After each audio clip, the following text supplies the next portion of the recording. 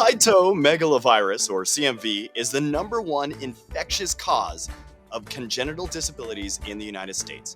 Yet 91% of people have never heard of it. This viral infection presents symptoms in adults much like a common cold for most people. It does not pose a health threat, but for some, like people who have a weakened immune system, newborns, CMV have very serious consequences. Nearly 1 in 3 children in the United States are infected with CMV, and by age 5. June is CMV Awareness Month, and what we're doing here to discuss this virus and what we can do to prevent it are Dr. Allison August, MD, and VP of Medical Affairs at Moderna, and parents of advocate Laura Sweet with the National CMV Foundation. Good morning, you two. Good morning. Thanks for taking the time to learn about CMV. All right, first question. Tell us more about this virus, its symptoms, and who does it actually impact? So cytomegalovirus, CMV, is a very common, highly contagious virus. For most folks, as you said, the symptoms are just similar to a common cold. But we do know that it is so common that by the age of 40 in the United States, more than 50% of folks have been infected. And also, as you said, for most folks, it really doesn't have many serious consequences. But there are certain people who are more vulnerable to effects of this virus. So for people who have a slightly weakened immune system or slightly immune compromised, or for pregnant women, this can have very serious consequences. If a pregnant woman is infected with CMV during pregnancy, then she is at risk for transmitting this virus to her developing baby. And there can be devastating long-term health consequences, including deafness, blindness, learning disabilities, and developmental delays. We know that in the United States, a baby is born with CMV every 30 minutes. Yet, as you said, 91% of women have never heard of CMV.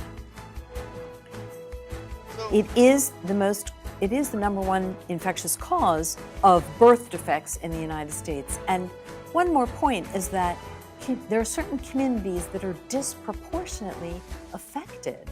So in communities of color or communities of lower socioeconomic status, babies born in those communities have twice the risk as compared with other communities. So, Ms. Sweet, can you tell us how CMV has personally impacted your family? And what should I and our audience know about CMV? Yes, so I, like the majority of people, had never heard of CMV and actually had no idea that I had gotten it while I was pregnant with my daughter. She's now 7 years old. She is deaf due to congenital CMV and had cochlear implant surgeries, so she uses those devices to hear. The virus also caused damage to her brain and one of her eyes, but she received wonderful early intervention services as a young child and is really spirited and determined, and she is thankfully doing really well now.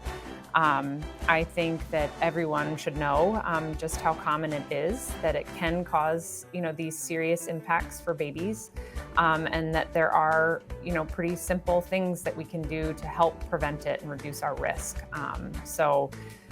Things like careful hand washing, not sharing utensils and food and drinks with young children, not putting a pacifier in your mouth when you're pregnant, and just to understand, get more information about CMV.